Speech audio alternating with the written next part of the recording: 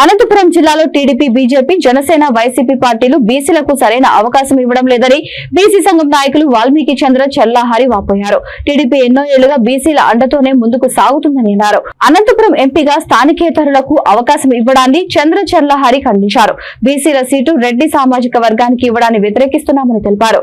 ఇతర జిల్లాల నుంచి అభ్యర్థులను దిగుమతి చేసుకోవడాన్ని కూడా తీవ్రంగా ఖండిస్తున్నామని అన్నారు. టీడీపీ కొన్ని స్థానాలు కేటాయించి అధికంగా ఇచ్చామని చెప్పడం దారుణమని వాల్మీకి చంద్రచెల్లాహరి ఆవేదన వ్యక్తం చేశారు. యువతకు అవకాశం ఇవ్వాలని, లేదంటే యువత ఇండిపెండెంట్ అభ్యర్థులుగా పోటీ చేస్తామని హెచ్చరించారు. అగ్రవర్ణాలకు ప్రాధాన్యతను ఇస్తున్న చంద్రబాబుకు బీసీల ఓట్లు అవసరం లేదా అని ప్రశ్నించారు. నా పేరు చంద్రచెల్లాహరి.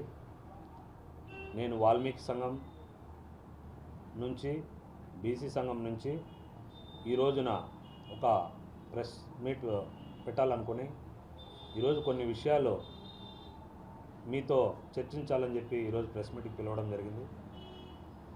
వాస్తవంగా ఎలక్షన్ కోడ్ ఉన్న దృష్ట్యా ప్రధాన పార్టీలైనటువంటి YCP, TDP, BJP, Janasena, Congress పార్టీలు బీసీలను కానీ ఎస్సీ ఎస్టీలకు కానీ అధిక శాతం వారికి సరైన గుర్తింపునివ్వలేదనే బాధతో ఈరోజు ప్రెస్ మీట్ చేయడం జరిగింది. గతంలో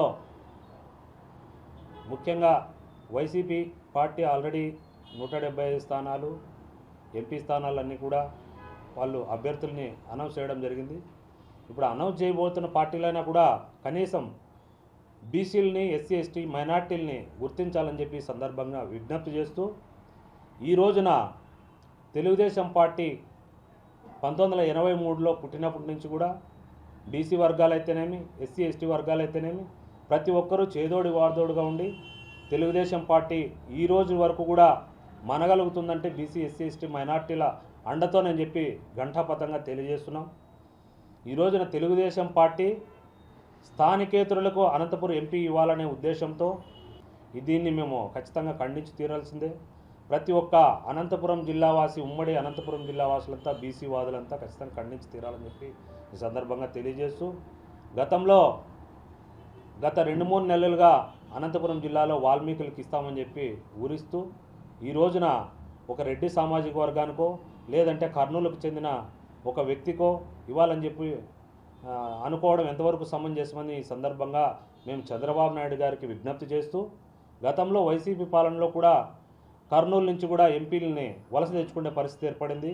అయినా కూడా విద్యావంతులు, ఆ రోజు రంగయ్య గారు అయితేనేమి, మాధవ్ గారు అయితేనేమి, విద్యావంతులు ప్రజలకు సేవ చేయాలనే మంచి ఆలోచనతో వస్తున్నారు కాబట్టి వాళ్ళని మేము ఆహ్వానించాము. ఆ రోజు రాబో పరిస్థితుల్లో ఇప్పుడు మరీ కూడా కర్నూలు నుంచినో, లేకపోతే నంద్యాల నుంచినో, చిత్తూరు జిల్లాల నుంచినో వలస తెచ్చుకొని స్థానికేతరులకు అవకాశం ఇస్తే కనుక ఈ బీసీ వాదులంతా ఖచ్చితంగా వ్యతిరేకించి మేము ఖచ్చితంగా ఈ రాబో ఎలక్షన్స్లో ఇండిపెండెంట్గానే పోటీ చేసి ప్రధాన పార్టీలకు బుద్ధి చెప్తామని చెప్పి ఈ సందర్భంగా తెలియజేస్తూ, ఈ యొక్క వాల్మీకులకు, బీసీలకు తెలుగుదేశం పార్టీ ఎక్కడెక్కడ ఎన్ని స్థానాలు ఇచ్చినారు?